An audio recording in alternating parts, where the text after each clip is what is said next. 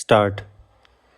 I am thankful to you for having given me this opportunity long last to say a few words on the budget.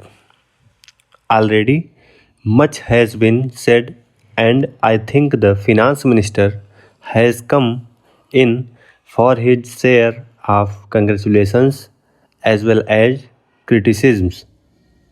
So there is not very much to say, but I should like to say a few words.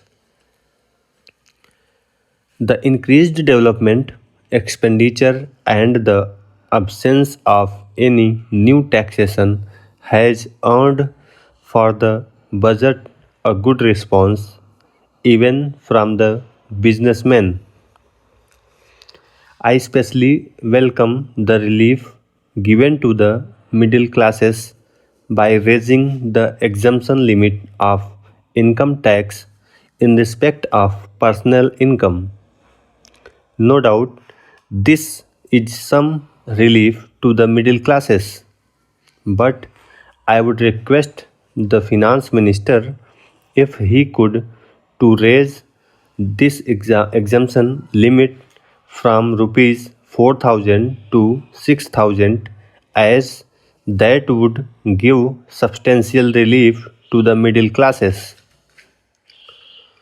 I am indeed glad that the Taxation Inquiry Commission has been appointed with Dr. John Mathai as the chairman, and I am sure that many of the vexed problems may be solved through this commission. At the same time, I would request the finance minister to put off the state duty bill that has been appointed and they may go into this question.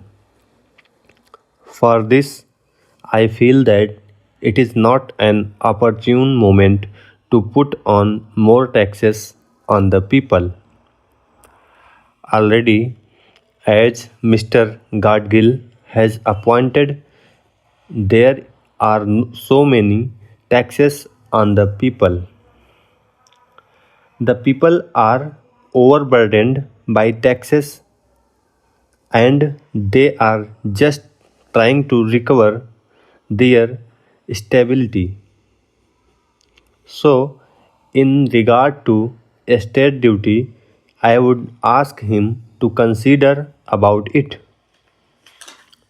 My reason for asking it to be postponed is as I have said that the people are still facing economic distress and then our government is not able to offer the amenities which other countries have where the estate duty exists such as free compulsory education for children, free medical aid, homes for the poor and the destitute, old age pension, etc. So, my humble suggestion is that this point may be considered by the Taxation Inquiry Commission. I agree that there is a brighter side of the picture and that instead of continually harping on our poverty, we should also see the bright side.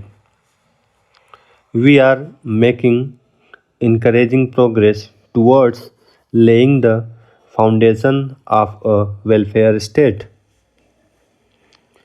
With the cooperation of all the implementation of the 5-year plan, I am sure, sir, that we should be able to lay the foundations and fulfill the dreams of India. It is indeed encouraging to know from the finance minister that there is a tendency of lowering food prices all over the world and in that case the prices in our country too would be lowered. regarding defense. For obvious security reasons, I do not agree with my friends who say that the expenditure should be curtailed. It is not advisable to take any undue risks and slacken the defense agreements. Indeed, defense is one of our valuable assets, although strange to say, there seems to be adverse opinion in some quarters. I agree with what General Cariappa once said that God and army are remembered only when there is trouble. The army consists of the most disciplined and loyal set of young men. It would not be proper to effect economy in the pay of these brave officers, as it would not be an incentive for the right type of young men to join the army, and it would become ineffective and inefficient. I believe already officers who were drawing rupees 1400 as their pay are now getting only 700 and about rupees 100 as allowance.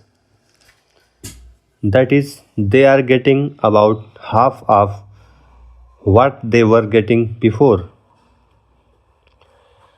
It is very hard for those officers on field duty to establish separate establishments for their families and for their children, and I would specially appeal to the finance minister to see that the family allowances may be restored to those officers who are on field duty.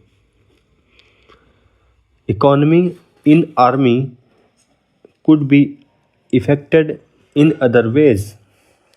There is scope of more efficient operation of defense industries, which process seems slow, and by purchase policy of utilizing goods and stores indigenously manufactured. Preferences should be given to country made war materials such as could be produced here, and they would be cheaper than foreign made goods.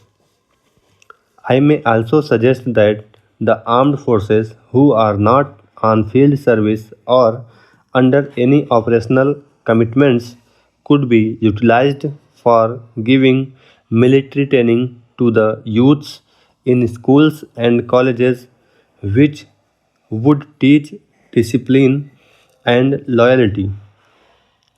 The university authorities should make military training as part of their compulsory education, just